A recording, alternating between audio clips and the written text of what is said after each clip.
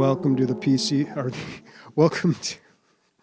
Do you want to start over? I tried to do too many things at once. I was trying to mute the volume on one of the channels because it's doubling over in the YouTube video. By the way, this is the DL Gaming Podcast, the Not So PC Gaming Podcast. I'm Bobby. And Bobby will never let us take a second chance, ever. No matter what happens. No, we don't do second takes on the intro. We had a caster a long time ago. We all mentioned him. His name was Jimmy. He got ran over right as we started. Bobby said, roll with it. Yep. He got pulled for graphic content. Okay. So we had, I apologize to people, by the way, who downloaded last week's episode and found it to be a little different than some of the other episodes. Somehow, some way, the episode got pitched down in post, and I have no idea how that happened. I quickly corrected that and re-uploaded it, but if you downloaded it in the first couple hours that it was out, then you probably got that version. Plus, I don't know if Spotify refreshes its cache or how that works. Spotify and a few other places that we send it to, so I don't know if it got refreshed there as well. I don't know, man. Us having the demonic voices on the same episode, you were talking about The Exorcist so much. A little weird. Mm-hmm. You know what's funny? You didn't notice it that much on your voice, but you really did on my voice. You were the one talking about The Exorcist, bro. That's true, yeah. But that wasn't until the end of the show. All right, and that was a good episode too. I feel bad that one kind of got botched. But, yeah, we got a lot to talk about today, by the way. Major Muchacho sent me a message. He was the first one to report the error, and he's like, I got super baked, and I started hearing Bobby being demonic, and he's like, am I fucking way higher than I think I am, or is our audio off? Well, because it was like an octave, maybe two. It wasn't that much, but it was enough to where you're just like, wait a second, you know? Yeah, someone messaged me on Discord, and I was just like, oh, God, I don't know. And then I went back and listened to it, and I'm like, please don't be in the original recording. And then I checked that, and it wasn't, so I was able to fix it. Weird, man. Yep. All right, good times. But yeah, like I said, we got a lot to talk about this episode. A lot of announcements have been happening. There was the PC gaming show that happened just yesterday on Saturday. Yep. And I had a chance to watch all of that. And a lot of games we already knew about, but we got to see more of them, some fresh announcements. And we're just going to go through the ones that we like. Yeah, sure. I figure we should get this out of the way. I am in the wrong location on the show notes, so I just kind of jumped to this, but let's roll with it. Gotcha. Yeah, it was a tough week for me, man. I didn't play anything until today. Today was my only day to play. Wow, busy week. Yeah, and unfortunately, the game that I chose to play, Torchlight 3, which I've been waiting for, doesn't work. It doesn't work very well at all. It has been review bombed to all hell. It's like mostly negative. I think it's sitting at like 35% right now. Is this on Steam? It's on Steam. Yeah, it's $30. You can play it. It's hard though. You get a lot of crashes, a lot of cannot connect, because there's no offline mode right now. It's only the multiplayer mode. It's in early access, so that gives them a little bit of leeway, but man, it's getting hit hard. I did get to play it for probably actually playing, not fighting with the servers, probably 2 hours. And it's fun. You know, it's a Torchlight game. It's beautiful. It's definitely the best looking one ever. They have 4 classes.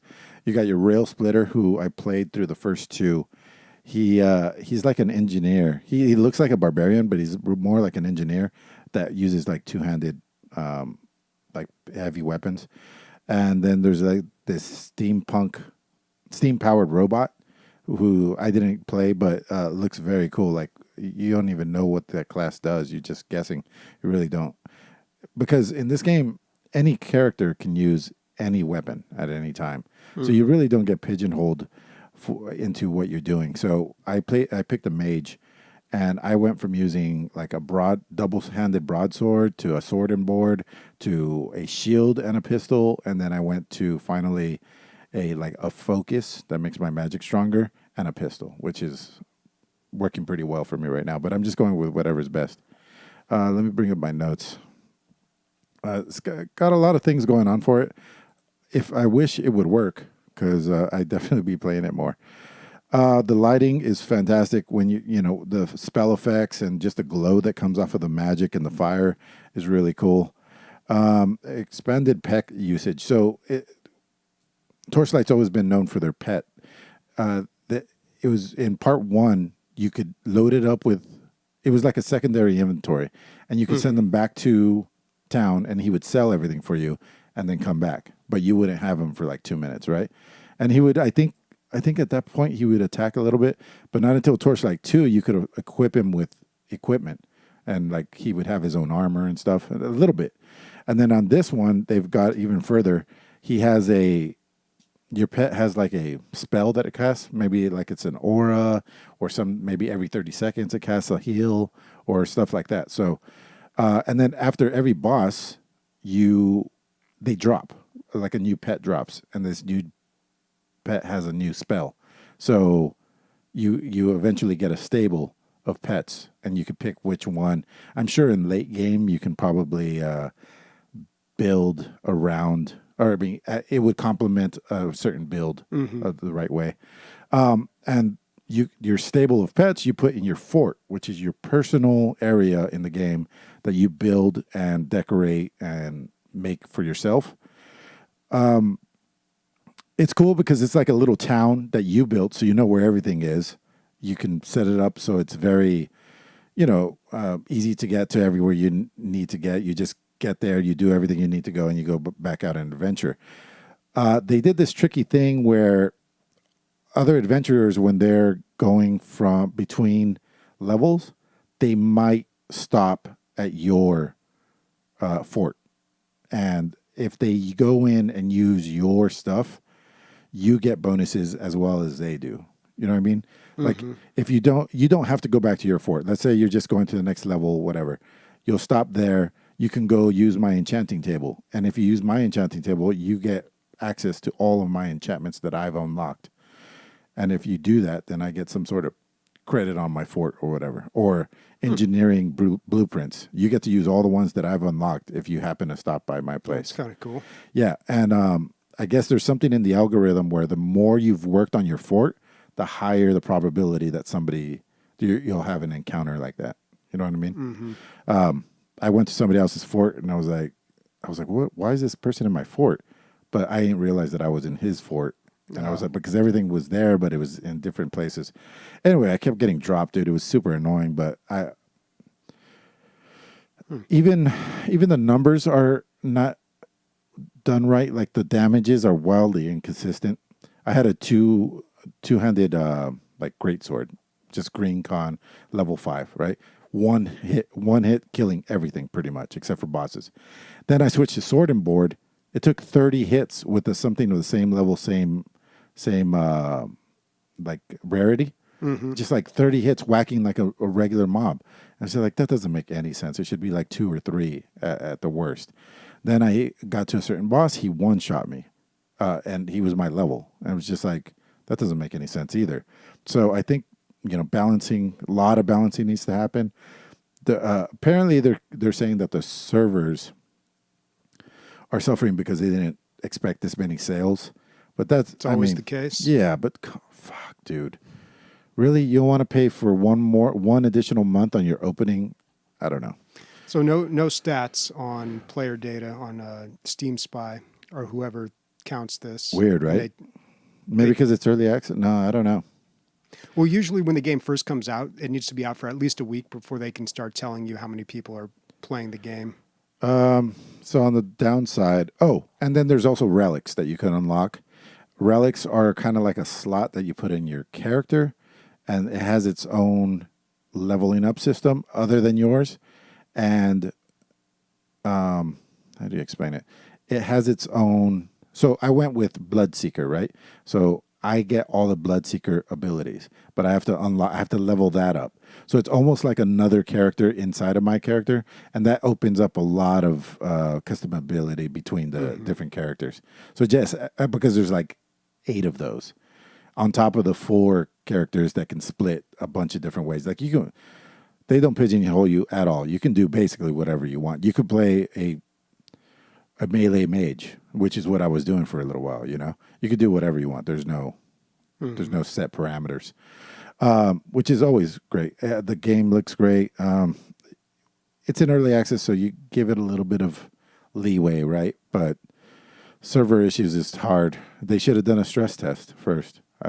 Maybe that costs more than I know. Well, it looks like a lot of the negative reviews have to do with those server issues, and also a lot of people saying the game feels like a mobile game, and it's very dumbed down. So there's a little bit of that, right? So this was originally supposed to be called Torchlight Frontiers, and I believe they were going for a full, like a multi-platform, free-to-play game. Like you could play on your phone, you could play on the console, you could play on your computer.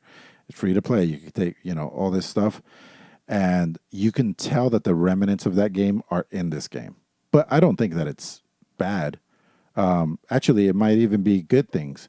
If they had a certain direction that they were going and thought up certain things for that direction, and then at the last minute, which is what they did, like December, they decided to fucking just turn and make it a $30 premium game without any of that, like 8 currencies and all that stuff.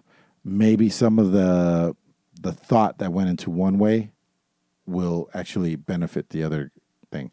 And in that, so they were thinking of, like, they were going to have a goblin area, and then in Frontiers, and you go in the goblin area and you get goblin armor and you deck yourself out with all goblin stuff, right? That's out of the game now. But when you kill goblins, you get little pieces of their armor, and you have a little goblin fort. Forge in your fort, so you could go back and actually make the stuff that was made for the other game. Does that make sense? Yeah, it's a little confusing, but I think I understand. Yeah, they're like, while we have all this stuff that we made, we might as well use it. They're trying to repurpose it. Yeah, for sure. And it might end up being something cool.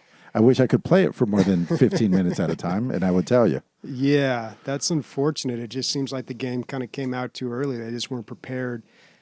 I would say there was probably a 30-minute session where, like, I got warmed up, I got in the groove, and everything was it was all copacetic, and I was like, yeah, I'm having a good time now.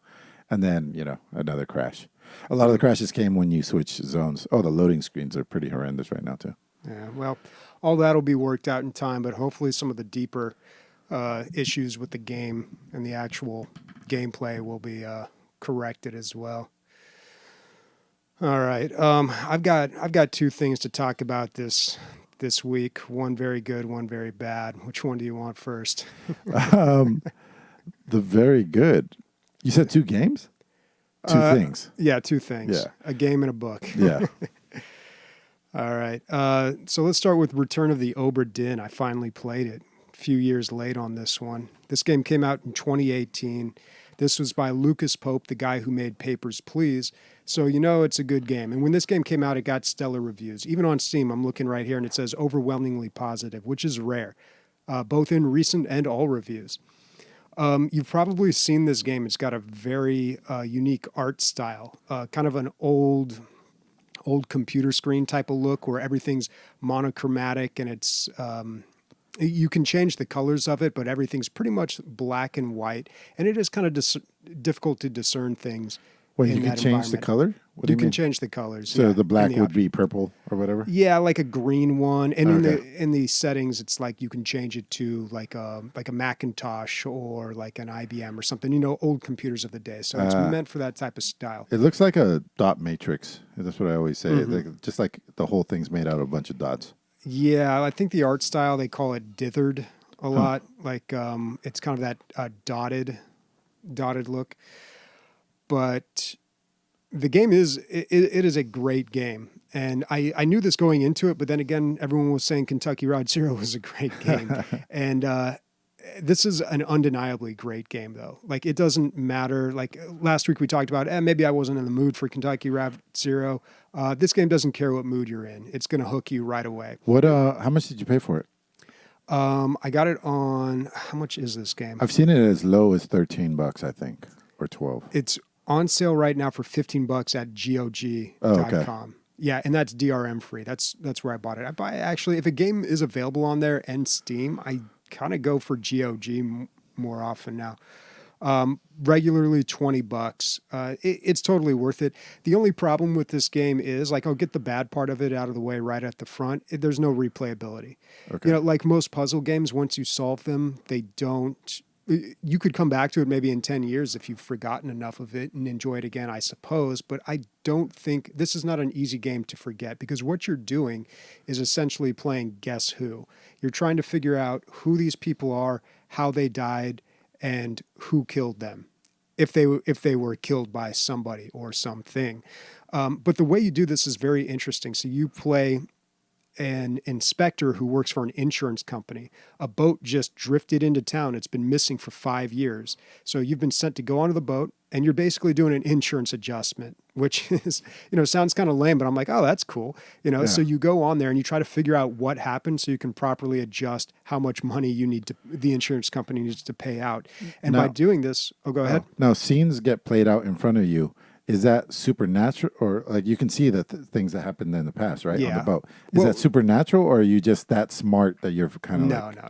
That you get this odd device, this little compass with a skull in it, and anytime you see a dead body, you can use it on that, and you can see the last moment of that body's life, that person's life. And it's not actually a scene that plays out. It's just an image that you see. Everything's frozen. Oh, cool. Time is stopped. So you'll see like a gun blast shooting through the air. And you'll see things just like frozen in time, but you also have a little blip of audio sometimes. So what you're trying to do is you basically go through all the bodies and you figure out what happened, and the story is delivered in this non-linear structure. So you may check this body and like, oh, this happened in chapter 4, scene 3, and you write it down in your little book, you make some notes, and then you find something else that happened like right after it or later. And sometimes it's really easy to determine who the people are, because a person may call out a name, and just based on looking at the scene and hearing the conversation, you can say, okay, well, that guy's obviously Charlie right there. So interesting, man. Yeah, Wow. but that's when it's easy. Question. Yeah. If you put something, this obviously happened at the beginning, this obviously happened at the end, but then later on you realize that you fucked that up, and that part of No, the you end. write down in a book. You have like 10 chapters, and every time you watch a moment, you write down where that happens exactly, so you know what part of the story. Oh, that's you at. know. Okay. Yeah. It categorizes it for you. Okay. But you don't. You start with the very end, actually. You start with the very end, and then you kind of jump around all over until you fill in all the gaps. So cool, man. Yeah. And it's not just, what's really rewarding about this is you really have to think and use your brain and look with your eyes and listen with your ears. So sometimes it could be as easy as someone calling out someone's name. And it's like, okay, that's a woman's voice or that's a woman's name. But you also have a list of the people that were on the ship and where they're from. So this guy was French. This guy was Italian. These guys are from India or something. So you can like pick apart like an accent. Right. So you really have to use your ear. Not only that, but you use your eyes. So you may notice in the scene, oh, this guy was walking out of the first mate's cabin. He's probably the first mate. Or this guy's dressed kind of nice. He's not a topman. He would be wearing like kind of grungier clothes if he were a topman or a seaman. If you can go through the catalog and see everybody's position, what rank they had there, and so you really feel like you're figuring this out on your own. And because of that, it's not very difficult. It is challenging. Eventually you figure out when you get 3 things right, when you guess 3 things right, this person died this way by the hand of this person, then once you get 3 of those correct, it locks those in place and it confirms that, yep, you got these ones right. And it takes those out of the pool of people that you have to guess who it is. So as you go through the game, it gets a little easier, but the puzzles get a little harder to figure out. There were like 2 or 3 in particular that were very challenging. But was it satisfying when you figured it out? Like, oh yeah, absolutely. And you just keep going through the scenes, and then all of a sudden you notice something that you didn't notice before. And even though you may be witnessing, okay, this is the part where this guy died. What if I go to the top deck and I look at what was going on up there and what this guy happened to be doing at connections the moment? between the scenes. Yeah. That's what I was going to ask. So, let's say you have to go back to a scene. It's available as many times as you want. Yeah, you can go back and forth as much as you want. Okay.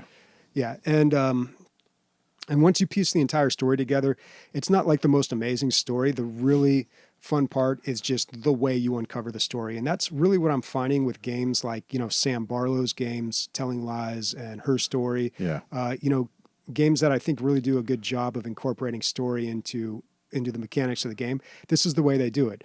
The story is there. The mechanics of the game is how you uncover the story. Yeah. It's extremely rewarding to do that. Because while you were talking, I was like, oh, wow, I wonder if they could do this in a movie. But they really couldn't, because you'd have to go back and try to make these connections. And, if this means this, then, you know what I mean? If you did a mystery like that, maybe. So, I mean, a couple movies come to mind. There was one in the 80s, I can't remember what it was, where they did the whole backwards thing. Right. I've been watching a lot of Siskel and Ebert reviews, and they mentioned it in that. But the one I always remember is Memento, right? Right, yeah. Where they start at the end and they go to the beginning. And that's interesting because each scene, the audience knows more than the character, progressively, until you get to the end and things kind of lock in place. And, oh, wow. I haven't seen Memento in 15 years. I don't know if it's good. I remember watching it at first and being like, whoa, It blew a lot of people's minds. Yeah. I haven't seen it. Oh, you haven't? It gets mentioned all the time. Yeah. Well, it did. It used to. Mm-hmm. Yeah, not so much anymore. Memento. Yeah. Yeah, it's exactly. It's like one of those things, like a touchstone that people always bring up.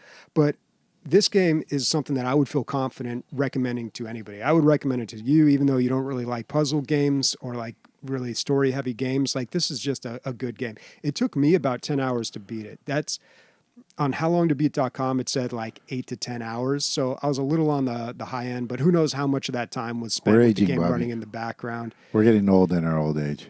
Yeah, that's true. But a game like this, I feel like I can keep up with. But I didn't want to skip. I didn't want to look anything up because once you've played through this game, the magic is gone. There's no re-experiencing any of it. So it was really important to me that, I did this all on my own. So let's talk about a little bit when you got really stuck. Did you find yourself going back to other ones, trying to figure out this one? You know what I mean? Yeah, in a lot of cases, I would just find another person and just, who do I have a strong lead on? There are two people on the boat named Charlie, and that is actually one of the easier ones to figure out, I think. But it was one that I kind of got wrong at first, and then I left it off to the side for a long time. I solved a bunch of other ones, and then I kind of came back to that one. And you're like, oh, shit. Yeah, and then I cracked that case, but it's an incredibly satisfying game. I highly recommend this game. Last thing, the ship, not that big of a place, I would imagine. I mean, how many bodies are we talking? 4 decks. So you have the top, what do they call it? They had names for each. You learn a lot of nautical terms in this as well. Yeah. The poop deck? They had the top deck. They had the gun deck. There was another room called the lazarette, which you don't uncover until the very end. And then there was the deck. No, it was started with an O or a P or something. It was like the third one down, and then there was the very bottom one, which was like all the stores. So there are a lot of places to explore on the boat. And it's a ship, Bobby. On the boat, the ship. Yeah, I guess it is a ship. Yeah, and it's like a kind of a pirate story, I guess. Not really a pirate story, but it's it's like a maritime adventure story, and it's got everything you would want or expect in it. It's got forbidden treasure, stowaways, creatures from the deep, everything that you would possibly imagine that would be in this type of story is in there. So I'm so glad you liked it this much. Yeah, I thought this game was phenomenal. The only thing I can ding it for is a lack of replay value, but it is well worth your time. That's like reading a book and being like, well, fuck, I can't read it again right now, so it's bullshit. Yeah, I mean, replay value is an interesting thing with games because we get used to it. It's something that like...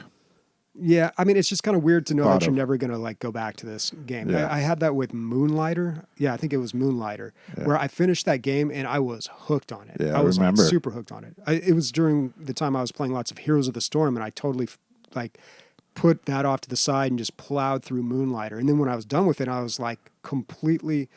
It was 100% saturation. There was nothing, absolutely nothing more I could get out of that game after maybe 15 hours of it. And I was kind of like, that sucks, but that's okay. That is okay. I'm all right with that. 100% okay.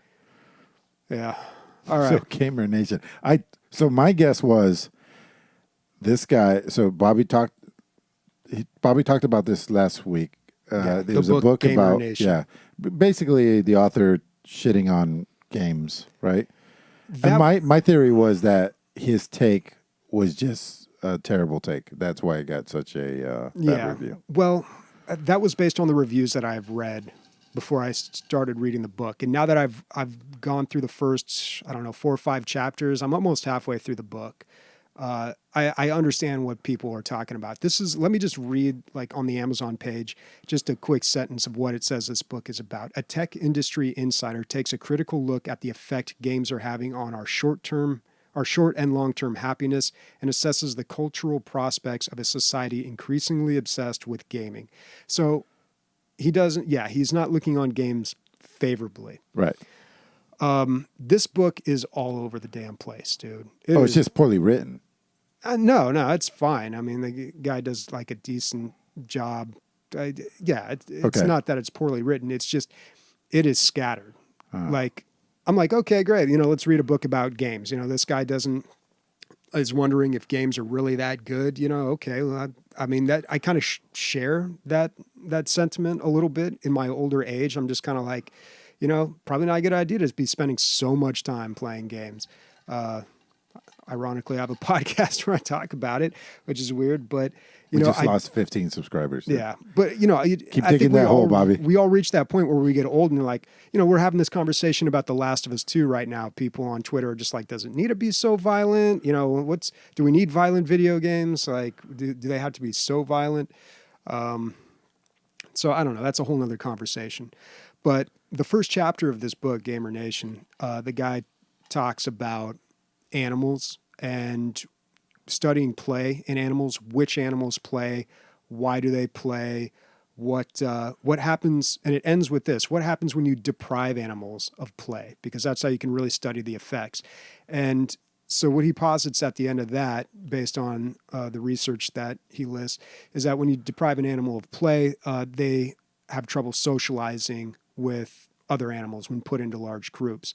So that takes it into the second chapter, where he talks about how that has happened with humans, because we've been deprived of play, not video games necessarily, but play, like the ability to play with other kids, other kids, and not be overprotected by their parents. And that's really what the second chapter is about. Free play. Do they mention free play? That's what it's been called.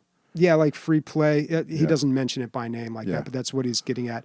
So he talks about how, and this is by the way, this is a conversation I have heard nonstop working in education. Are we over-parenting children? Are we protecting them? Are we wrapping them in bubble wrap so they, don't learn to deal with their problems and are poorly socialized out in the real world? So he basically, in the second chapter, like, summarizes 3 other books that he read. It's like, that's half the chapter, him summarizing these 3 other books, and then goes on to say that these kids have now grown up, they've gone to college, and now they're unable to deal with problems and differences that they have with other people, and they always run to the administration for it, and we have bloated administrations in college and not enough tenured teachers and all this stuff. And he uses a really weird example about kids getting upset that someone wrote Trump 2016 on a wall, and they went to the administration about that. And then he's like, back in the 70s, kids, he references the Kent State Massacre, and he's like, yeah, a couple of kids died, but at least they took it into their own hands. And I'm like, okay, this is a little weird. I guess I'm going to guess this guy's an older gentleman. No. I looked him up, and he's not that old. He graduated college in 99, so he's probably about your age, maybe a little older than you, I think. Yeah, he's older than you. Yeah. But a little bit. Yeah, a little bit. Not like mid 40s or something. Yeah, but I'm also super cool and hip, dude. Yeah. So the second chapter is all about just like outrage culture and all this stuff. And at that point, I was just like, Kurt the Ape says they grow up to be looters. Oh, God. Yeah. So, I mean, at this point, I'm just like, I've never stopped reading a book, by the way. Cordia says, I hate this book. Yeah, I'm sure he hasn't read it. You could stop, Bobby. I think we get it. Oh, no, dude. It doesn't stop there. I got a few more chapters, man. I'm telling you, this is all over the place. Yeah. So at this point, I've never stopped reading a book. And I'm just like, if I can make it through, is it capitalist realism? I could make it through this. But so I had a serious thought of like, do I really want to keep reading this? And I was like, you know what? Let's push through it. Let's see what's going on. So then I get to the third chapter, And this one, oh God, there's so much to this book that it keeps jumping all over the place that I actually have to look at it and figure out what the third chapter actually was called so I can continue to talk about it. I have a theory about this. So usually you read stuff that supports your thoughts that you already have. But Bobby keeps reading books that are against video games. I think he's looking for support on his new stance. My anti-video game agenda. Yeah. He's working for the other side, folks. I hope you realize this. Yeah, I'm bringing it down from within is what I'm doing. Okay, so the next chapter, oh boy. The next chapter, Massive Size is Massive. Massive, what? So that chapter, he just goes on to say how big video games are. Okay. Like, it's a big industry. For a whole chapter. Yeah, one chapter on that. All right. Video games make a lot of money. Yep. Got it. Yeah. Next chapter, Anatomy of a Bestseller. This is the one where he starts out by going after. First of all, he says you can skip this if you want to. If you already believe me and feel that I'm going to make an unbiased opinion about all this stuff, then you can go ahead and skip this chapter. And I'm like, reading this chapter because I am skeptical. But he starts out by saying like, okay, here's how you write a bestseller. And, these are all, it felt very like a little bitter, but I don't think he meant to come across that way. But he starts kind of like negating a lot of these books that were on bestseller lists. Like he says, there's a lot of books out there that just tell people what they want to hear and offer up information that supports their theories and probably basically true. just appeases the masses. And he's Some like, of it. yeah, and it's all garbage. And pretty much everything by Malcolm Gladwell, garbage. Wow. Yeah, I know. I'm like, ooh, that's a big claim, but okay.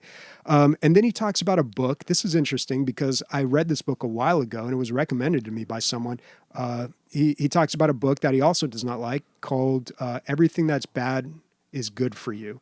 And it's by this dude who wrote about how because technology is advancing, TV shows and movies are getting smarter, that ingesting all this media is actually making you smarter by doing this. Okay. This game came out, or that book came out like maybe 15 years ago. So he kind of rails against that for a little while.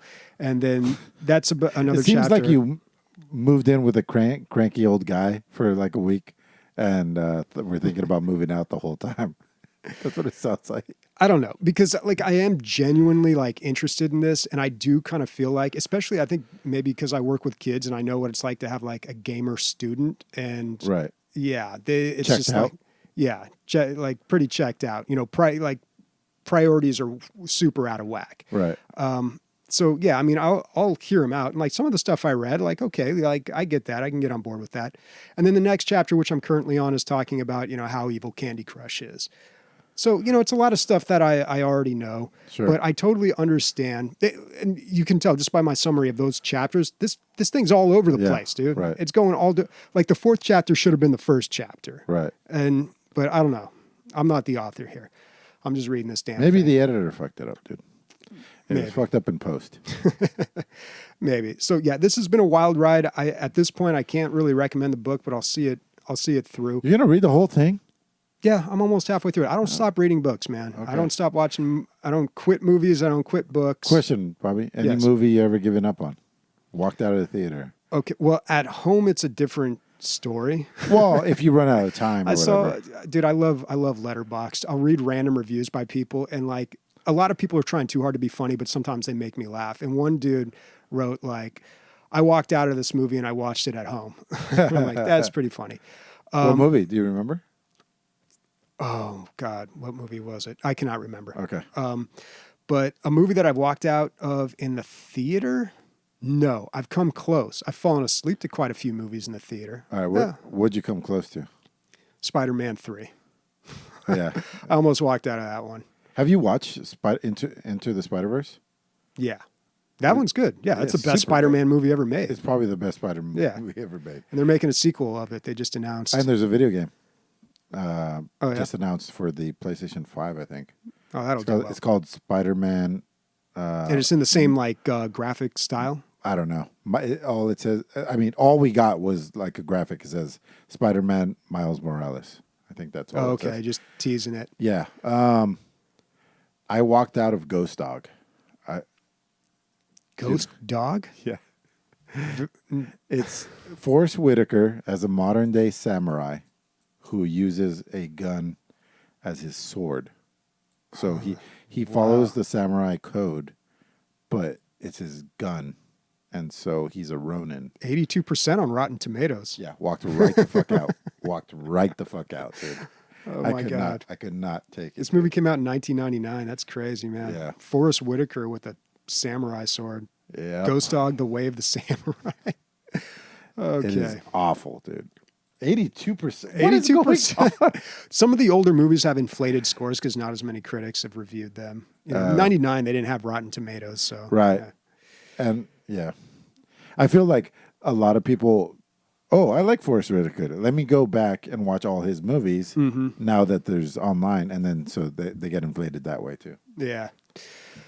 Yeah, so Gamer Nation, The Rise of Modern Gaming, and the Compulsion to Play Again. Probably skip this one. Although I do think it's important to read things that you don't necessarily agree with, just to hear the other side of the story. But a book is a big commitment. It's going to take me another 2 weeks to finish No, it this doesn't, dude. Throw it out of the fucking window. You're on the 12th floor. It's going to land on some bum's head, and it's going to change his life, dude. book. Yeah, that's what they need. I know I've told you this. I know I've told you this story, but Quickly, you probably know. M. Pilaf says he walked out of the first Superman with Henry Cavill. That was pretty bad. Is that I think The that's first the one, I didn't see it in the theater. I think it's the one that he picks up all of Manhattan or whatever, all of Metropolis. I believe that's the one. Anyway, go ahead. Yeah. Okay. I was going to tell my bum story, but I feel like the momentum's gone. But Sorry. I'll tell it really quick anyway. When I first moved into my high rise, I was pretty much done with the jacket. I was like, why do I even have this jacket? So I threw it away down the garbage chute. And the next morning while driving to work, I pulled out of the underground parking area, and there's a bum walking down the street wearing that jacket. So I kind of felt good, man. Like, just cut out the middleman. Well, really, you should have just like when I lived downtown, I would give away dinners, like get leftovers every time I went out to dinner, which was Give a him my lot. leftover Soylent. I used to live a block away. So when they were building this thing, there's like like what the designers think or want people to think it's going to look like when they're done. So they got the thing drawn out. It's just a construction site, but on the outside, this is they always put up the big boarded walls, exactly. and they always have an illustration of what it's supposed to look like. And so, and because Smart Corner is interesting because it has the subway, or not the subway, but the trolley going right through the middle of it. And so they had all these people in business suits and like fucking like almost like retrofuturism and like an ideal picturesque. Obviously, that's their job. And then I saw right away, I was like, those are not the people that ride the trolley.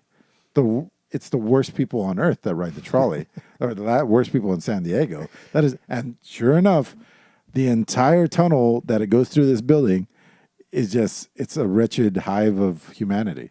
Yeah, I mean, it's not that bad. It's pretty fucking bad, dude. There's worse not very stops. Yeah. No, dude, start riding the bus. That's where you see. This is the kind of place where there's a 7-Eleven and they follow you around the store when you're in there. Because Yeah, the 7-Eleven that accused me of stealing a Rockstar. And he never went back in? For 2 years, yeah. 2 years. That's my limit.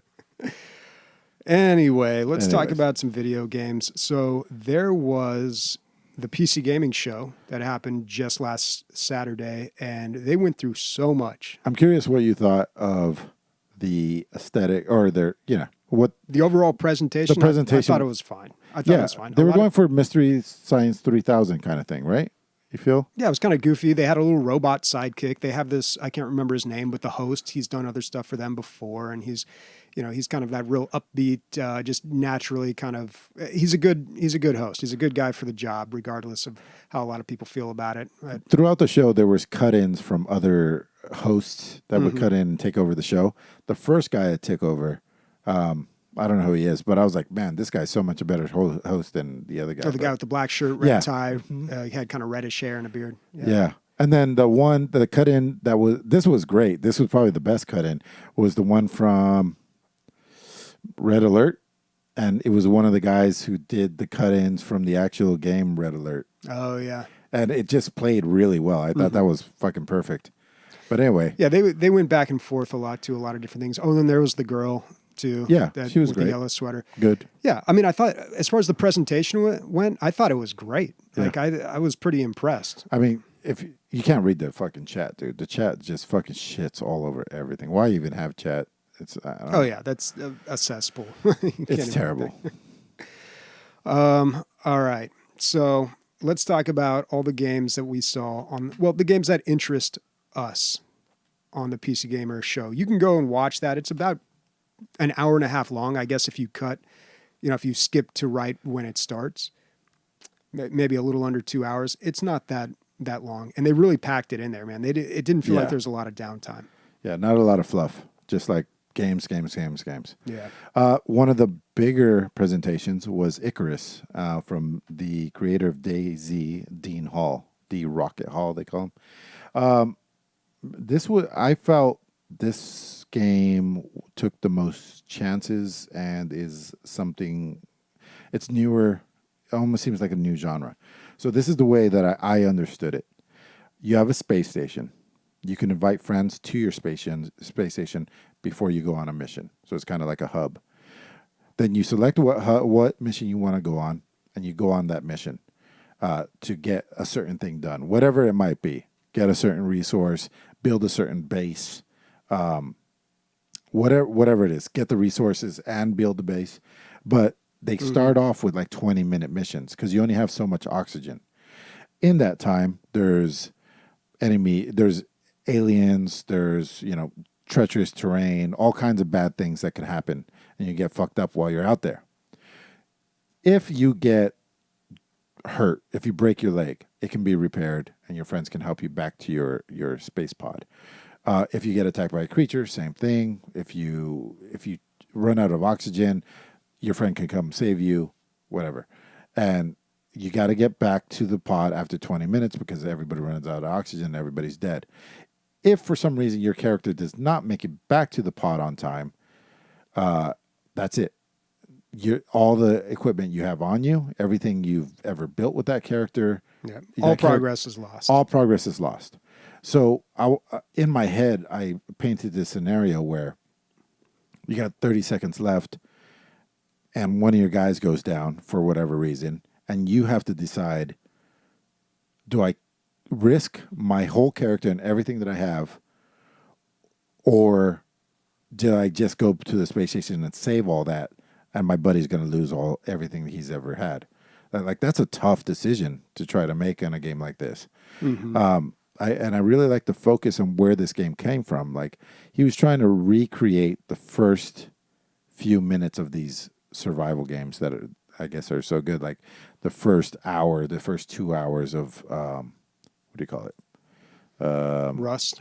Yeah, I'm talking the Minecraft stuff like that. So, and then later on, these missions get longer and longer and longer, and you can go to some that are multiple days. I don't know how that plays in real time, but at night, of course, just like Minecraft, real monsters come at night, and so you have to prep for that. So, let's say you're making a space station, or what do you call it, like a base, a real base. You might have to make a mock-up base out of wood while you're building this other high-tech base, right? And it's taking multiple nights to do this. I don't know how many hours that is, but I felt like this is almost like mixing up. There was that Russian game, the Play for Keeps game that I always call it that. Tarkov? Yeah, Tarkov. It's like mixing Tarkov and Minecraft. I thought that was a really good idea. Mm-hmm. Yeah, I saw crafting survival, chopping trees, and I was checked just out. like, yeah, I kind of checked out of this one. But the time limit, dude, I feel like it really adds to the whole thing. Yeah. The problem with these games is like there's no end and there's no real goal, but they're giving you tiny little goals to try to accomplish together with friends. Like, that's fucking dope, I think. Yeah, we'll see. I don't know if it'll be enough. If it is what it says it is, I think this is going to be awesome. Yeah, no release date. Release is expected 2021. So it's a little ways off. All right. You know what we forgot to mention when we switched over to On the Radar? We've got quite a few subs here. So let's just go down the list here. Thank you, Imperium News, for the host, by the way. Thank you. Recycled coming in with 100 bits. Thank you very much. And subscriptions, we've got SMI Jeff at 8 months, Captain Gummy at 10 months, Clay is Dazed 7 months. Let's go. And also Katoom earlier in the week for 1 month. All right. Thank you very much, guys. Katoom. I like that name. All right. Next game up is going to be Elite Dangerous Odyssey. If there was a theme this year, it was, or like a through line, it seemed like space games coming to planets. It seemed to be happening. Space games not in space. Yeah, exactly. Like it happened in Icarus, happens in Elite Dangerous, and it happens later. I ain't put it on the list, but Ever Space 2, same thing. It has a terrestrial type stuff going on. And there was another one, but I ain't put it on the list either. Anyway, Elite Dangerous, only reason I put it on here is because I know there's a lot of listeners that play it. It is one of the more... It's more of a simulation. Like this is very realistic type stuff that happens, and you have to. It's accurate piloting and all this stuff, and all the physics is good. So I imagine that once you touch down and you're on ground, it's going to be more of the same. I don't think it's going to be an arcadey game. I'm not basing this on anything, but what I know about Elite Dangerous. So I imagine it'll be pretty hardcore and very difficult. So I think it's going to play right into what Elite Dangerous players like about this game. It's a life in space, and now you can get to explore planets. So I think it's pretty... they're probably super stoked about this, I would guess. Mm-hmm. They say if all goes to plan and Odyssey hits... Oh, wait. If all goes to plan and Odyssey hits its planned release date, 2021 will be a huge year for Frontier's space sim. Yeah. 2021 is the year. Yep. A lot happening. All right, next up is Godfall. Godfall is a third person. So they wanted like an action RPG. It's kind of Diablo-esque, but it's in third person perspective. So I saw this is the only helpful comment I saw in the fucking toxicity that was. Somebody said that it was like a medieval Anthem. And then it just made sense for me. You have medieval weapons. You're out fighting. It looks a lot like something like a Souls-like game, but more action-oriented. And then you have the loot piñata. So, bunch of loot is jumping out of these things with there's blue, green, purple for rarity and stuff like that. So, looks cool to me. I would love to do some dungeon crawling in the third-person perspective. The only reason I play dungeon crawlers in isometric view is because that's how they're made. Yeah, it's pretty much all they offer. Yeah. Borderlands was the first one to really change the perspective into a first person, and you saw where that went. So this is very ambitious. It has like AAA graphics, I would say, or close to. So pretty ambitious. Hope they pull it off. With games like this, kind of like with... it's always the end game, right? Like how do they? You can only put so much into a game, and what's going to keep people playing, and is that going to ruin the game? Who knows? Mm-hmm. Yeah, everybody just grinds to the end game. Yep. Next up is Metal Hellsinger. This is a game we talked about, I think, a couple months ago. So it's a first-person shooter, but it's also a rhythm game. You get bonus points for killing to the beat. And the soundtrack is very heavy metal, dark metal. Give him a little bit, Bobby. Yeah, let's turn this up here.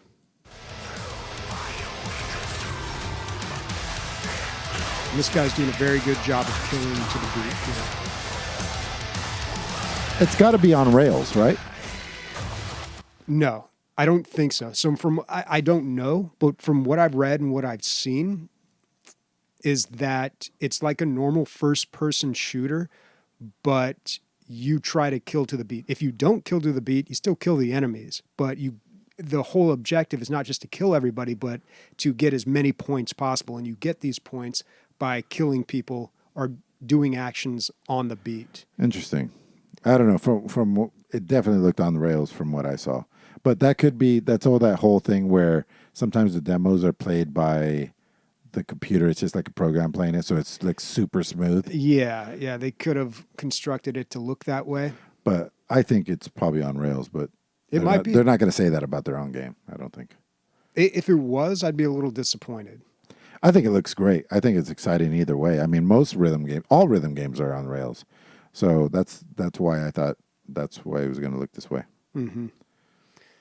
Troy Baker and Jennifer Hale doing the voiceover.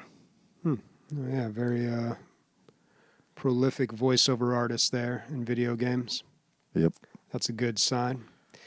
All right, this next game is, out of everything that I saw, this is the game that I'm most excited about. This is Evil Geniuses 2, or Evil Genius 2 World Domination. I was not familiar with Evil Genius 1. It's on Steam for $10. I would love to pick it up and check it out, although it's very old. It's 2004, 2002, somewhere around there. Super old game. But Evil Genius 2 World Domination is a satirical spy-fi lair builder where you are the criminal mastermind. Construct your base, train your minions, defend your operations from the forces of justice, and achieve global domination. So it's kind of like a base builder, but it's also maybe a little bit of a tower defense where you have these secret agents coming in trying to thwart your plans, and you've got to set things up in your lair to foil them. And just the graphics on this game, the tone of this game, it looks like they nailed it. This looks like Venture Bros. This looks like, James Bond when he was quirky, like pre-'80s. This looks like so much fun. Yeah, it looks great. Everything about this is spot on. Like, if I was going to make this game, I would want it to look exactly like this. Yeah, this looks fantastic. I will definitely be checking this one out. And it's being made and published by Rebellion. And Rebellion is a studio that you don't really hear about a lot. They made all the sniper games. They also made probably the only good Judge Dredd game out there on the PC, Judge Dredd, Dredd vs. Death. There's hardly any of those out there. Alien vs. Predator, I like that game. Yeah, Alien vs. Predator.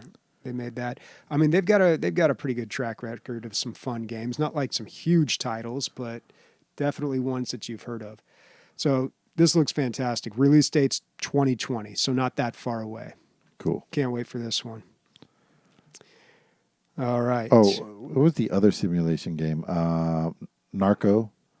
No, it was like Cartel Simulator. It didn't look that great, but I thought it was funny that they were doing Mexican cartels. Yeah, there's a lot of bad simulators out there that just try to really leap off of one funny idea. Yeah. And it's just, how far can you go with that? For sure. We're getting a request to play a little bit of the music here. It sounds a little like TF2. Yeah. It looks like The Incredibles, guys, kind of. Yeah. Especially when they would do the retro cuts on Incredibles about the past. That's kind of like what this game looks like. Yeah, looks great. Evil Genius 2. It's got to be an island, right? It's always an island. Yep, an island or like a mountainside or a cliff. Volcano. A volcano. Okay, next up is Gloomwood. This was part of... They actually, I think, forgot to include the trailer for this and stuck it in right at the very end. But this was part of New Blood Interactive's kind of montage of all their games. New Blood Interactive is a publisher that publishes a bunch of games like a Medieval, Faith, Maximum Action, and the one that I played quite a bit of, Dusk. And they make these games that look like old 90s, late 90s games, but they are made on new engines and made with kind of newer, more modern mechanics. Mechanics and philosophies, I guess. So Gloomwood it's like a survival game. It's an immersive survival horror game. And I'm not really super into those types of games. I'm a little burnt out on them, to be honest, but this one looks pretty interesting. I think a lot of people are going to look at this and be like, oh, the graphics, but that's kind of that's what they're going for. Yeah, that's exactly what New Blood is all about. I thought they had one of the funnier little I don't know, vignettes in the PC Gaming Show when they cut over to that guy. He kept swearing and they kept bleeping it out and they kept like dropping the voice. I don't know if you remember that. No, I didn't see their that. montage was something, or their quote they kept saying was like, "We love you, we hate money," or something. The guy was very funny when he was doing it. And I thought it was pretty well edited, kind of an erratic style. Question on them, Bobby. Why did they do like a 3-minute trailer for Dusk? Is more Dusk coming out, or I watched the whole thing? I was like, oh, what is this? There's something new with Dusk mods. Oh, There's going to be mods for it. Okay. But they highlighted all their games, and that leads me to the other one that I wanted to talk about. Out of all their games, these two kind of stood out to me, maybe because I've seen and played most of their other ones, but the Unfortunate Spacemen. I didn't know this game was out, but it is now free to play. And it says it is a co-op multiplayer game about shape-shifting, space-based murder and deception. So I don't know exactly what's going on in this. I'm watching the videos. I read a little bit about it. It looks like, some PvP yeah, kind of like The Thing. But it looks like PvP combat, like aliens versus humans or something, but it looks like a little bit like The Thing, like one of these guys is a monster and he has to deceive the other ones. It's free to play. I've already downloaded it. I'll probably check it out this week if I have the time. Or maybe, The Thing with a little bit of Project Winter in it, maybe. Mm-hmm. That's what I'm getting off of this. Looks cool, especially for free. This is a game night game right here. Yeah, totally. Yeah. I mean, they do have like a package you can buy to get some cosmetics, but the game is free. You can buy my package. Unfortunate Spacemen. All right. Next up is Rogue Lords. I can't remember if we've talked about this game before. We have not. Okay, because this one caught my eye. I saw roguelike and I was like, not super interested, but the look of this looked really cool. It's very spooky, very scary. You play as the devil and you're controlling famous minions like Dracula, Baron Samedi, some other Bloody Mary. Yeah, some other horrific creatures. And it is turn-based combat and it's a roguelike. And the graphics look really good. Yeah, like, it looks they're kind of in that stylized sense. For sure. A little of like Nightmare Before Christmas, a little bit. Mm-hmm. Yeah. Yeah, Tim Burton got thrown around as an adjective a lot when they were describing this game. It looks great, for sure. This reminds me of when I was playing the Battle Chasers game. Mm-hmm. Do you remember it's almost like an American take on like a Japanese style of combat? Yeah. So hopefully it's good. Yeah, 2021 on this one. We're going to have to wait a little while, but that one caught my eye. All right. Hoosier, thank you very much for the 3-month sub, man. Thanks, homie. Appreciate that. All right, we're getting through them, guys. Next up, the Outlast Trials. This one I almost didn't put on there, but I felt like we had to talk about it because it was one of their world premieres on the PC Gaming Show. You've played everything Outlast so far, too, right? Well, 2 games and a DLC, yeah. Yeah. I didn't finish the second game, lost interest. It's a longer game. It kind of does the same thing the first one does. It's a lot of running and hiding. I'm kind of over that type of gameplay. Like, it was really popular maybe mid-2010s, Like, a lot of games were popping up like that. I feel like even though the Alien Isolation was a good game, it killed the genre. Like, that was the last big one that came out. That's how I feel. I don't know if that's right. It was super long. Yeah. It was really, it was way too long, but it was really good. And yeah, you lose the magic if you make the game too long in these games. Yeah. I mean, Amnesia has a sequel coming out. Yeah. That's going to go back to the original. I don't know. I don't really play scary games anymore because it's a lot of jump scares. Too scary. Too scary. Not too scary, man, because I still watch a lot of scary movies. But we will never agree that jump scares aren't as worthy as creepiness or whatever, or horror. No, they have diminishing returns. And I mean, not if it keeps working. They don't usually keep working, though. After a while, it kind of deadens it, especially if you keep losing at a spot, then you kind of get over it. And it's, they're cheap. They're easy to pull off. They're just startling people. So I don't know. I think there's other effective ways to do horror, but it's really hard to do it in a video game.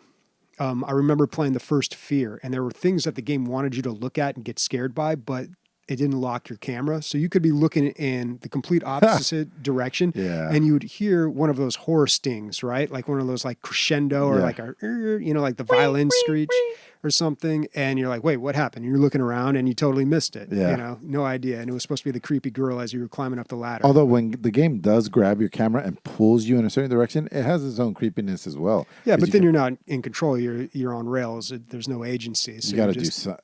Yeah. It's I would take that over fucking looking at the closet. It's difficult to do horror in a video game. Like I haven't spent a lot of time thinking about that like I have with storytelling in video games, but it might be worth thinking about.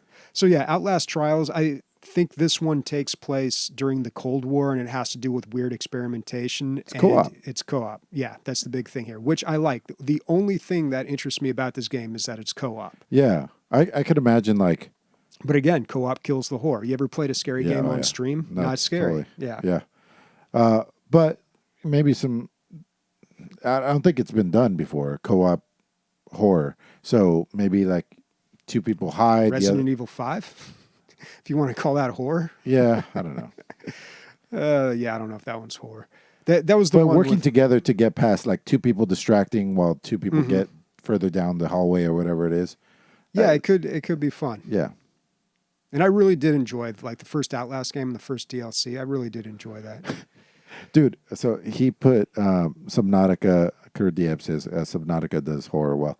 The ocean's scary, man. Especially at night. PewDiePie, whatever his name is, he's telling a story while he's playing Subnautica about a time that he was... It's so weird, dude. His story lines up with exactly what's going on with in the screen at the exact same time. It's like this 10-second clip, and it's just so weird that he was like, I was swimming with my parents, and then all of a sudden there's no fish, there's no people, and there was like nothing on the screen. And he's like, out of nowhere, like this big fucking fish comes out right to my face, and right as he's saying it, a big Leviathan or whatever it is comes fish out and scares the shit out of him. It's just so weird. Like if you do 100,000 videos, eventually something like this is gonna happen. It's a weird video. It's cool. Mm-hmm. Yeah, we don't have this on the show notes, but it was mentioned in chat, and I feel like we should mention it. Resident Evil 8 was announced. That wasn't part of the PC Gaming show, though. No, it wasn't. That was announced earlier.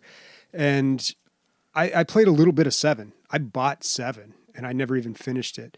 It looks like they don't have a page for it on Steam. Did you watch the trailer? You saying you enjoyed it. I did, but it was a lot of running and hiding. So I was kind of Right. like, after about an hour or two, I was like, I'm done. Did you watch the trailer for 8? I didn't. It's so funny. I'm so like not in touch with the cultural zeitgeist here because I watched it and I was like, that actually looks pretty interesting. And then I read all the comments and like, this looks like the worst Resident Evil game ever. They ruined everything. But it deals with like witches and, witchcraft and kind of the dark arts. It seems like it kind of goes that route. Yeah. And it might be set, I think it's a period piece like set in the past. Like, that actually looks, it looked like that movie, The Witch. You ever see that Robert Eggers movie? No, but it's probably like these Resident Evil fans, they want more Resident Evil. And this seems like a departure from that. Mm-hmm. Like, I think it was 5 or 4 that goes into this village and they weren't really zombies. People shat all over that one until later on when people actually played it. And then it was a better version. Or people actually liked that one. I don't know. All right. Next game is Remnant from the Ashes, the DLC, Subject 2923. Not a whole lot of information. We almost got 1 week without talking about Remnant from the Ashes. Dude. Yeah. But here we go. It's more DLC. Seems like a new faction. From the video that I watched, it looks like a new faction is coming into it. It's like maybe we don't have to just worry about the root, which is the plant people that are trying to take over the world, plant monsters. Mm-hmm. So it starts off by like, oh, the root are getting back into the earth somehow. We got to go plug that hole. And it's like maybe the root isn't who we're worried about. And the creative design of the game, the way these monsters look, the characters, the creatures. I mean, it's like it gives Star Wars a run for the money. Even the original game, Like you go from these different worlds and everything changes. There's nothing like one world that's in the other world. Mm-hmm. It's fucking great, man. Fuck great, and I'm glad that there's more coming out. And soon, well, not that soon. 2 Super months. underrated game. August 20th is the release date for that DLC. Yep, it's already bought. I don't give a shit. It could be overwhelmingly negative, and I'll fucking buy it. Okay, people are telling me in chat that there is a Steam page for Resident Evil 8. It's called Resident Evil Village. Oh, okay. Yeah, that I like how they did the title there. Yeah, it looks good. Yeah, Looks like a movie. There's a PC Gamer article about this, but I guess they stopped. They started changing the names of titles for all these Japanese games on Steam. They used to be like all caps, super long, and kind of just awkwardly titled. And I guess they've started fixing that. But yeah, as you can see, it's very Blair Witch, very a little bit of witchcraft there. It's cool. Spooky. Yeah, looks interesting, but I don't know if I'm going to pick that up. All right, we got 2 more here. Weird West. We've been hearing about this game a lot. How did you not put this on the... I thought for sure you were going to like this game. We've brought it up before, and I don't know. I feel like this looks like a game that I've seen before, and I've kind of been bamboozled by, so I don't... So I watched the thing. So did you. But what's interesting about this is from the guys who made Dishonored. Dishonored and Prey. Which are 2 games. Well, I like the Dishonored series, and I like you Prey. like Prey. I like the new Prey a lot. Yeah. And them to go from a first-person immersive sim world to going to a top-down action RPG. Although they don't show that much action. They showed a little bit, and a little bit I saw did not look.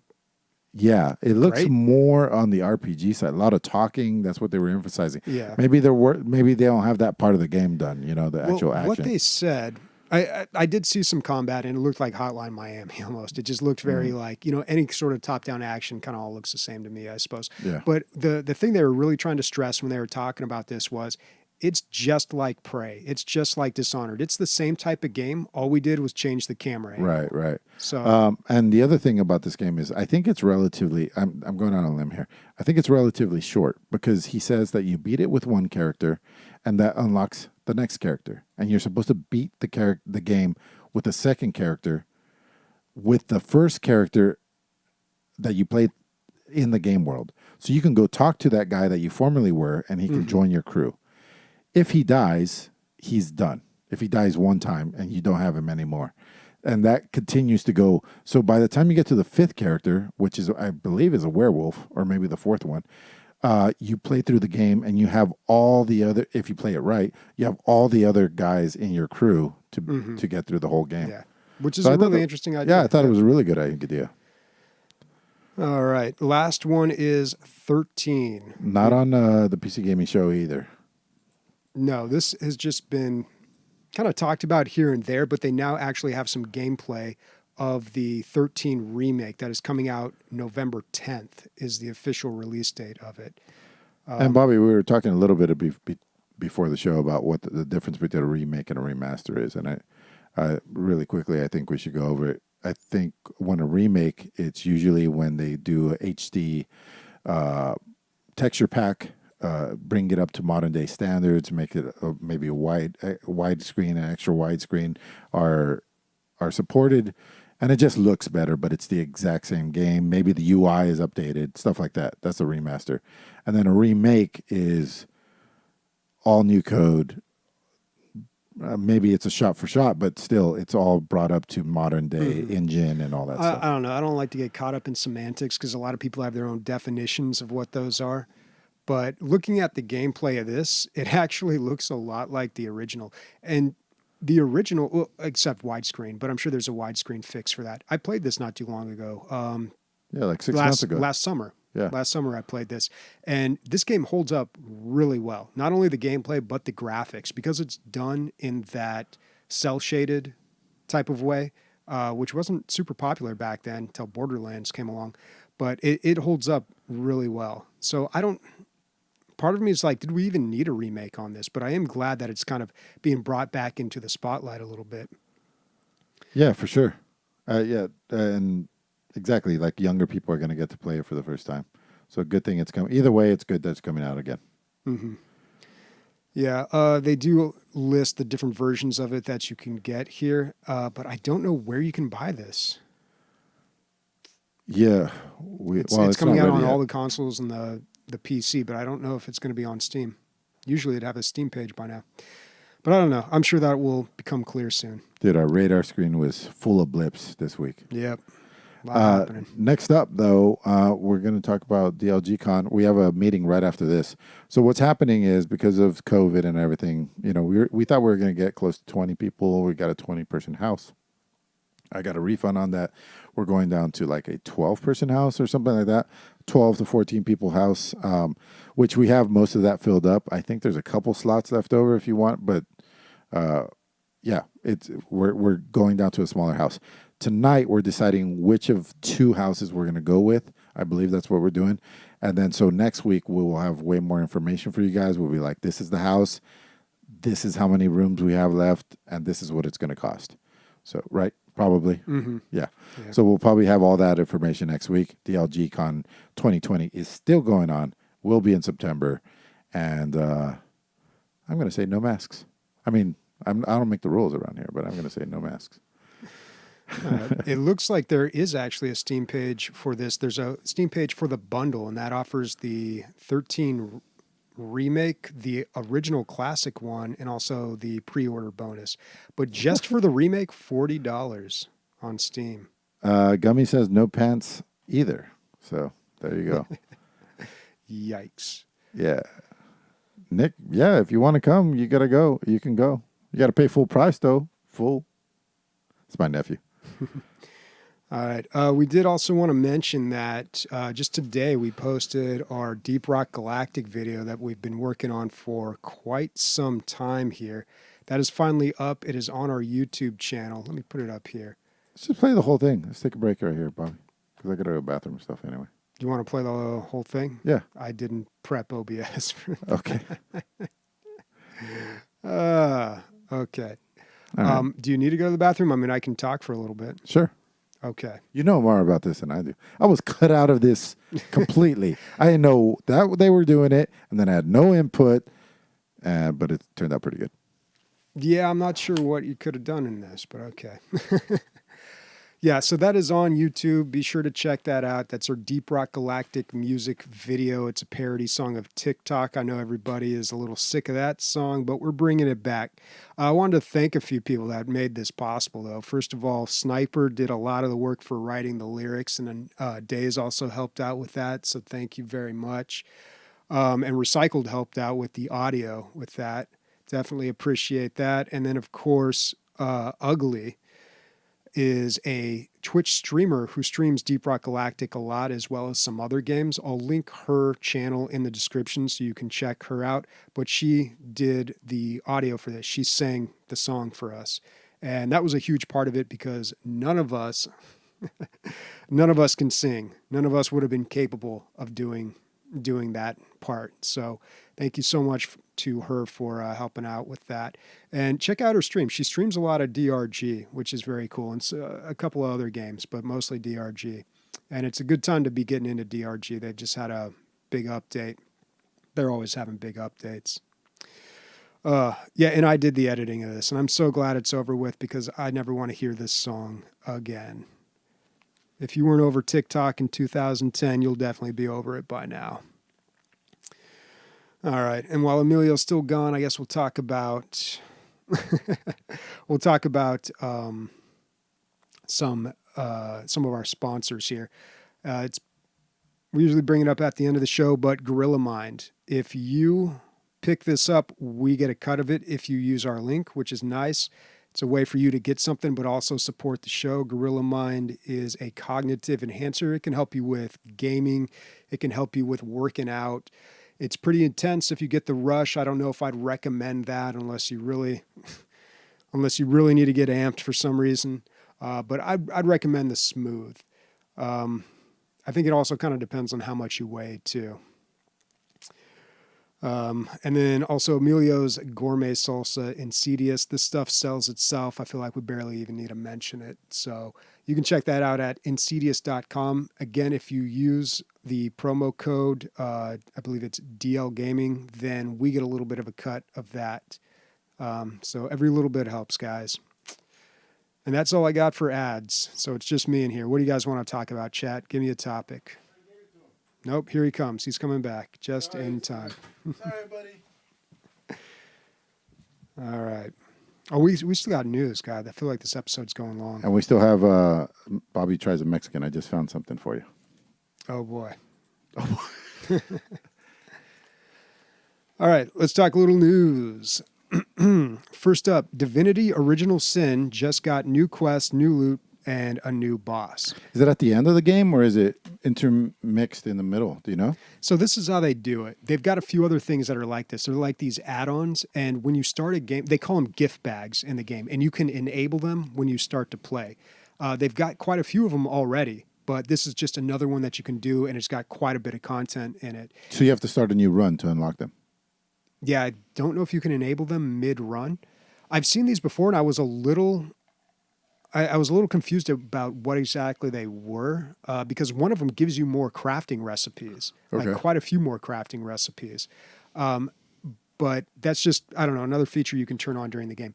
I don't know if you've watched this video, but No. the dragon boss looks very cool. Let me skip towards the end so you can see him. I feel like I've played the first half of this game so many times, though. Yeah. Like, I just need to finish it. I've got so many. I got yours and my playthrough where we got to the third island. I've got my solo playthrough where I'm in the middle of the second island, and then I've got a playthrough with Sniper where we're in the middle of the second island. So I really just need to pick one and plow through it. Yeah. Yeah, we need to. I was playing so much of Let's this. do it. We're the furthest along. We're probably 10 hours ahead of the other Bad ones. news about that. So when you create, it's very important when you start a new playthrough, make a new profile. Otherwise, your quick saves are going to overwrite your other quick saves. So when I started playing with Sniper, I just didn't think I had to make a new profile. Right. So all our quick saves got overwritten, except for one manual save that I did. Do you remember that guy we tried to fight and he kept possessing me, and then I'd go kick your ass? Yeah. That's where we're at. I had no chance. In our playthrough, Bobby's the muscle and the brains. I'm not even, yeah. I'm basically I'm like a support character, right? Yeah. I'm not sure what you do, actually. I think you try to expand in too many directions. Yeah, for sure. You try to make too many things happen. And I Yeah. was just like, everything in damage, all melee damage. He min-maxed and I just spread out. Yeah. But I mean, that's the cool part about Divinity is you can be whatever you want, man. Like you can be a melee character, but then you can also start putting points into something else and start casting spells. Like, I don't know, but I'm just glad to see more content. They did. I remember we talked about this. They did say that they were going to be putting more content in here, and they were going to announce it along with some Baldur's Gate 3 stuff. So this is what they were talking about. It's called the 4 Relics of Rivellon. So new boss, new loot, and new quests. Just having a new boss. That's Yeah. for no. And it's I a mean, they didn't even giant skeletal tease it. dragon that's glowing green. It's a really cool looking boss. They've got some great character models in this game. Yeah. So the next bit of news is about Baldur's Gate 3. It says Baldur's Gate 3 could enter early access as soon as August if everything goes to plan. And in their early access, what they're going to be doing is giving people the ability to play the game. Well, I guess it's self-explanatory in early access. You can play the game early, not all of it, of course. But I don't know. Is this a game? Is this a game you'd hard want pass, dude? Yeah, I don't know if I'd want to play just a little bit of it. Same thing with Mountain Blade, dude. I'm waiting for, the full release. Mm-hmm. I don't think I want to fuck around with the. Yeah, Just wait. Just wait. All things. There are absolutely people out there who are so eager to play this. They're going to jump right on it And burn themselves out, possibly. I don't know. Probably not. I don't know. The people. It's ridiculous how many hours people have put into Divinity. And when I watched all the Baldur's Gate 3 stuff, it looks so much like Divinity to me. So Hollow Point says he's a longtime listener and new watcher. Baldur's Gate 3 hype. I'm so pumped for it, but I agree. Just wait. It's going to be better. Yeah. You just have to wait. Yeah, and even when they released Divinity, the first one, they came out with a definitive edition later, which corrected a lot of things, fixed so quite much a few better. things. The saves don't transfer over. I think the same thing happened with Divinity too. Yeah. My original playthrough could not transfer over to the enhanced or definitive edition or whatever it was. So yeah, it's in these cases it's usually better to wait, and it's unfortunate because it is such a great game. And I think we can say that with we can assume that Baldur's Gate 3 is going to be a great game. Yeah, I think we could just assume. Yeah. All right, next up, Star Wars Squadron details reveal trailer incoming. Now, this is a bit awkward because by the time this episode is posted, it'll be Tuesday, and they will have already done this trailer, the reveal trailer for Star Wars Squadrons. But as we are recording this now, we have not seen it, but it has been confirmed. It was leaked earlier, and everyone kind of knew this was coming anyway, but Star Wars Squadrons is going to be coming out. Publisher is EA. Do we know anything about it? Do we know if it's going to be a story-driven Nope. campaign? No. I mean, all we know about it is just the art and the name. So There it we looks go. like it's going to be focusing on space combat, possibly. Yeah, for sure. I mean, we can say that, right? Yeah. Squadrons. There's not squadrons of Ewoks. They don't walk around No. in squadrons. Yeah. So their post on Twitter says, "Pilots wanted. Tune in for the reveal trailer of Star Wars Squadron this Monday, June 15th." And there is a Super Star Destroyer in the artwork. So, gosh, that would be cool if it's full-on space Yeah, battles. imagine With the- Pulsar Lost Colony, but you're managing a Star Destroyer. Yeah, dude. There's a lot of jobs on a Star Destroyer. Cool. Yeah, that's looking good. Yeah. I'm excited, even though there's like nothing to go off of. What do you think, we could only guess, what do you think EA's experiment with a single player, no microtransactions game, how do you think that turned out for them? Obviously it made money, Yeah, but did it make as much money as they would like to have made? I have no idea. Yeah, who knows, They've right? got pretty high standards. Wasn't there like some article back in the day where like they're talking about how one of the Battlefield games didn't reach projected, like the projected amount of money they thought they were going to make, and the game sold like millions of copies or something and Right. made like $800 million or something ridiculous. Right. All right, guess we're on to listener questions. Oh, are we going to try some Mexican food? Yeah, let's do it. So Some candy? This looks like a sucker. I had to ask Sam the name because there's no markings or anything on it, but that's how it's sold in the store. So it is a plastic spoon Yep. with something in the spoon, and then plastic like cellophane, Cellophane. wrapped around it and held together or held down with a rubber band. Yep. And they don't put any markings anyway. They're called cucharitas, which means small spoons. So it's just one spoonful of flavor. And Bobby's having a hard time taking off the rubber The band. rubber band is really tight. It's So childproof. is it like sushi? You're supposed to eat it in one bite? No, this is something like you suck on and lick. Oh, okay. Yeah. Because this is it- something. It is kind of like it's got some like it. give to it. Like it's not like a hard sucker here. No, yeah. It's probably tamarind. Mexicans go crazy for tamarind with a little bit of chili in it. You're gonna get it. You're gonna hit the same flavors all the time. Dude. Mexicans like the same shit. Yeah. Jim Lemon, Gaffigan salt. had a bit about that where he worked at a Mexican Oh, yeah. restaurant and he's like, it's all the same stuff, just made differently. Yeah. And he got annoyed when people would ask, What's what's a in there? taco? It's Lettuce, It's cheese, yeah. meat, tomato. yeah. So it looks like there's two things in here. One is red, one is brown. Yeah. Good luck, buddy. But I like those. They're good. It's like a spicy sweet, which again you're gonna run into a lot with the Mexicans, for sure. Yeah, this is good. This tastes just like the other stuff. The salsa what was the one that was like the roll? Sam says it's strawberry and tamarind. You getting any strawberry in there? I don't think I got any strawberry when I ate those. Not really, but it could be overpowered by the The tamarind. It's Yeah. a strong flavor. Mexicans like super strong flavors, like Takis. Spicy and sweet, just like I like them. Yeah, this is pretty good. I'm glad that you like it. I thought you were going to be more turned off by the packaging. How like it does. It looks like it came out of a meth lab.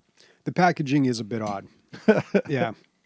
I mean, it there's no package. Like there's no fucking logo, color, anything. It's literally a plastic spoon. Yeah, like if I were trick-or-treating and someone put that in my bag, Yeah. like my parents wouldn't You're let me gonna touch die that. for Yeah. sure. Yep. I'm glad you like it.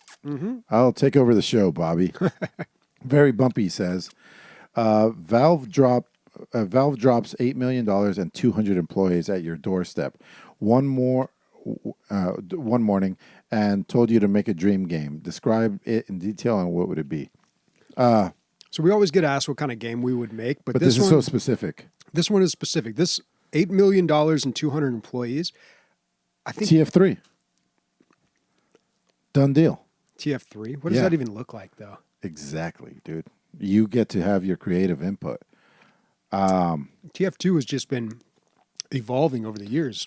Do you remember TF2, the fake, not fake, but their first idea of TF2 when there was a few screenshots and it would look more realistic. It looked more like TFC before they went to the whole The cartoony Yeah. way. Do you remember that? I might go something more that route, like more realistic looking, but still crazy antics. More like TFC. I thought TFC was better than TF2 in a lot of ways. Or maybe it was just where I was in my life. But TFC had grenades. yeah.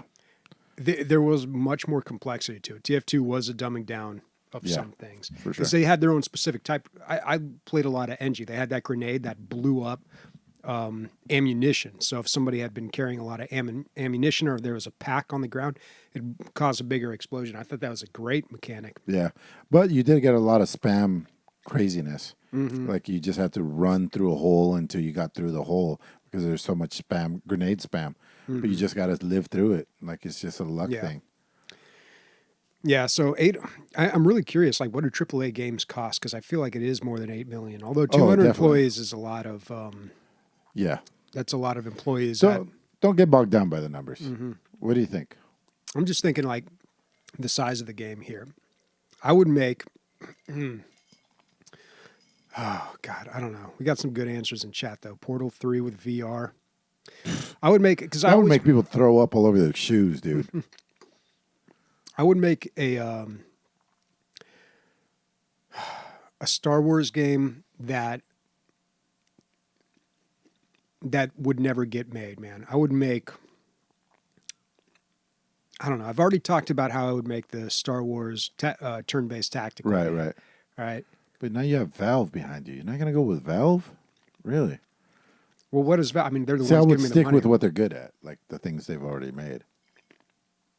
Shit, I'd They pay make a wide fucking variety. 8 million just to peek behind the curtain and see what they're working on. Mm-hmm. Like I have 8 million. That's why I don't have 8 million, because I would spend it on some stupid ass shit like that. How much you think Artifact cost to make? Who knows? Not much. A few million. There. 2 million. All right. Well, I'm just going to go with the Star Wars tactical turn-based game, AAA. I'm talking like Gears Tactics, but Star Wars. Man, you should really play that game, dude.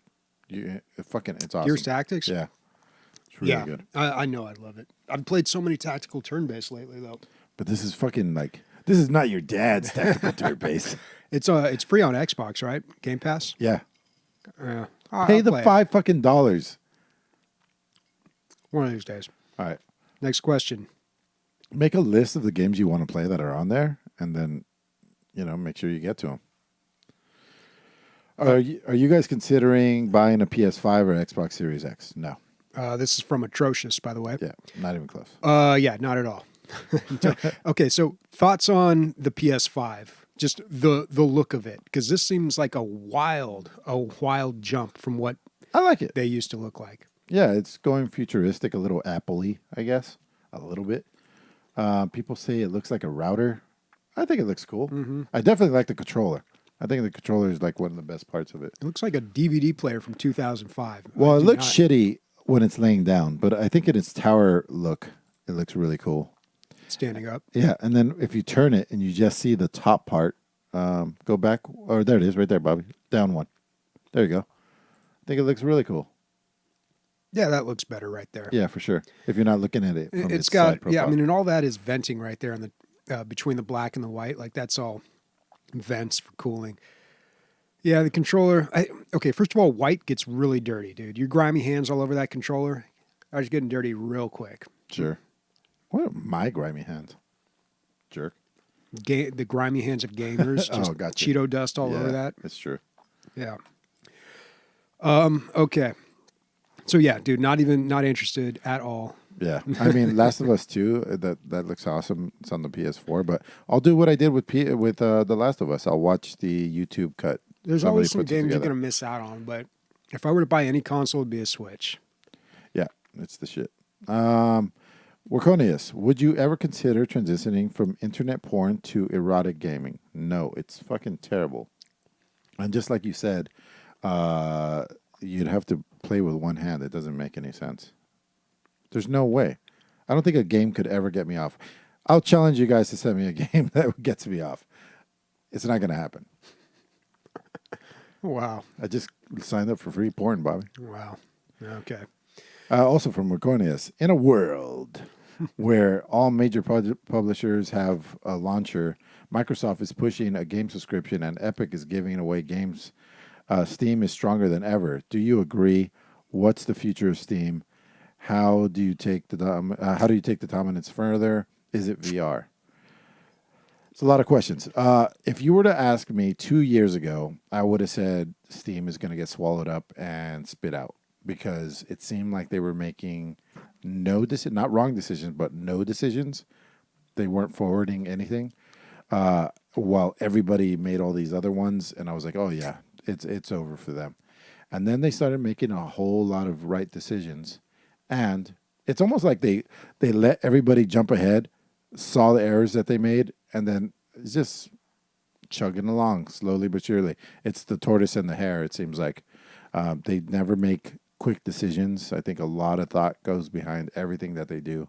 That's one of the things they can afford by being a private company. They don't have shareholders that they have to make happy every quarter. And that single thing might be what makes them the chip that wins them the game. Yeah, I think they are stronger than ever because you see that these guys that went out and made their own things are going back to Steam. EA games, I think a whole bunch of them just came back to Steam last week or the week before, and they're all on sale. So and they have that upcoming. What do they call their subscription service? EA Premier Access. They've got that version of Origin Access that's going to be on Steam as well. This just popped into my head, and Steam's never going to do this, but if they had a subscription game, but you only picked 4 or 5 games that you wanted on that subscription, it'd be good because the developers would get direct money, they would get money, and then, yeah, it would work out for everybody. But anyway, yeah, they're doing good. The future, really, being a private company, I think, gives them a lot of advantages, man. They don't feel the pressure that everybody else does, and they're sitting on so much money. I'm sure a ton of money went into Half-Life Alyx, but yeah. They got money to burn. I mean, everyone's do you think they have asking, Epic money? Probably. I don't know. Fortnite is so huge. Yeah. Who knows? But I feel like for the last 6 years, people have been asking, like, is VR the future? Is VR the future? And I don't know. I don't think it's ever going to be. If it was going to be, it would have happened by now. Like, people who like it have got it, but it's still kind of niche. I don't know. I don't think it's VR. I've always said, like, Steam could really do a lot more in the whole social area. Like, they could have a social media platform on Steam. They could have their own separate Steam app that was just social media and make that a little more like a gaming-centric type social media, which they kind of do, but it's not... it's kind of buried within all the other stuff that they have, and it's a little cumbersome to, like, get to it. I don't know. I feel like they could really capitalize on that because everybody has anyone who's a PC gamer has a Steam account. Yeah. It's tricky, though. I mean, you start getting into, like, some weird territory with what you let people post and don't post and stuff like that. I mean, Facebook is coming under fire. Twitter's coming under fire. It's a tricky space to get into. Yeah, well, a lot of that's with ads, though. Oh, that's all our questions. That's it. Wow. And I think, Bobby, is this your favorite one so far? You fucking devoured that thing, dude. Well, there's not much to it, but... it's ease of use. It already comes on a spoon. Yeah. I gave Yeah, it a no, spin once. I'd say it probably is. Wow. Because the salsaghetti was probably the forerunner before, but that one, it's a little, you got to prepare it. It's kind of Right. awkward to eat. They give you a little fork, but this one's a little simpler. This was just unwrap and stick it in your mouth, as opposed to like some people that like to wrap it up before they stick it in the mouth. But whatever. Yikes. All right, what are we playing next week? Hopefully, Torchlight works next week. I think in a week they'll get the server issues figured out. And Well, the then- game came out on the 13th, right? What's today? It did come out on the 13th. Today's the 14th. Is it really? Yeah. Usually they have that. Remember, Crucible had technical issues at launch, like Warcraft 3 technical issues at Usually launch. a few days. Usually days. two, like one day or Yeah. like two. So yeah, I think they'll have that cleared up pretty soon. I hope so. It has potential. I wasn't blown away, but it's Torchlight, and I love Torchlight. Yeah. I am probably. I don't know, man. I'm probably gonna play some more Stronghold games. Because what I wanted to do last time was not just play Stronghold Crusader 2, but kind of test out all the different Stronghold games. And I think I may do that this week.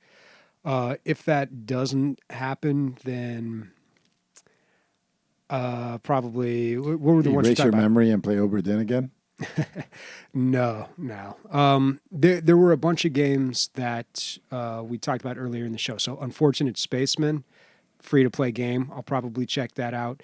Also, Rock of Ages 3 has their beta is now open. There's a demo you can download on Steam and play for free. So Rock of Ages 3 Make and Break. I'll probably check that out. Yeah, there's a couple of things. I've been playing a little bit of Brawlhalla.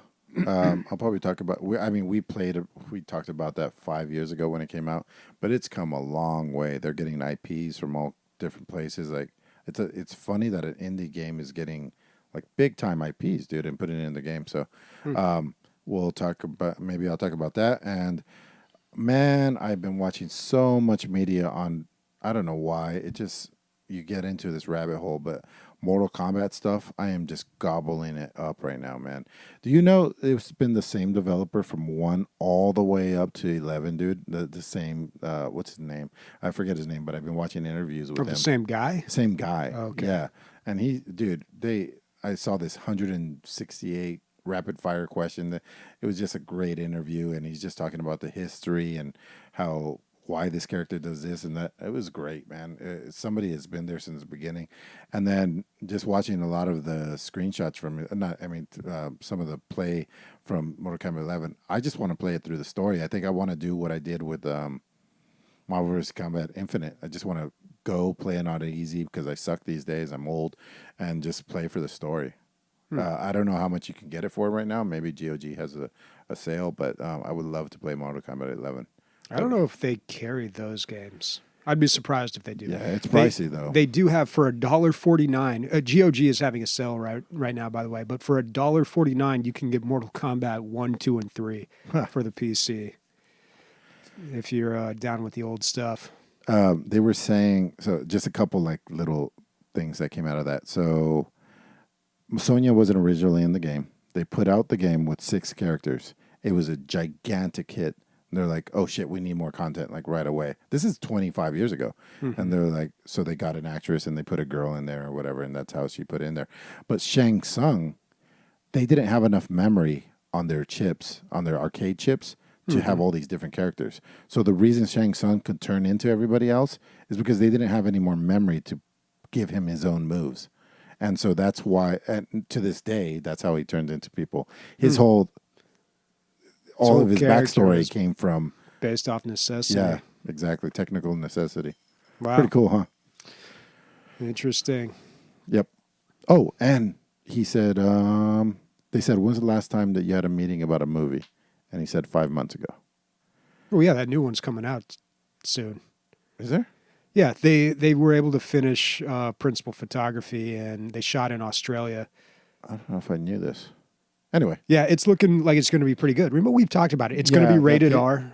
And that interview was from like when 2011 hadn't come out. I mean, Mortal Kombat 11 hadn't come out yet. So yeah. Oh, okay. Yeah, it's probably about that. Yeah, it's going to have fatalities. It's going to be rated R. It's under the studio that's involved with, I want to say Taika Waititi, but I'm not 100% sure on that. But be awesome. Yeah, I think it is. But yeah, it's looking good. Things are lined up. High hopes. Noob Saibot, is that scary? So that's his name backwards, I think. His name is Tobias Boone. I think that's his name. Or it's a mix of two of the original devs. Anyway, speaking for Bobby and myself, Noob Boob. Ha! See what I did there? Clever.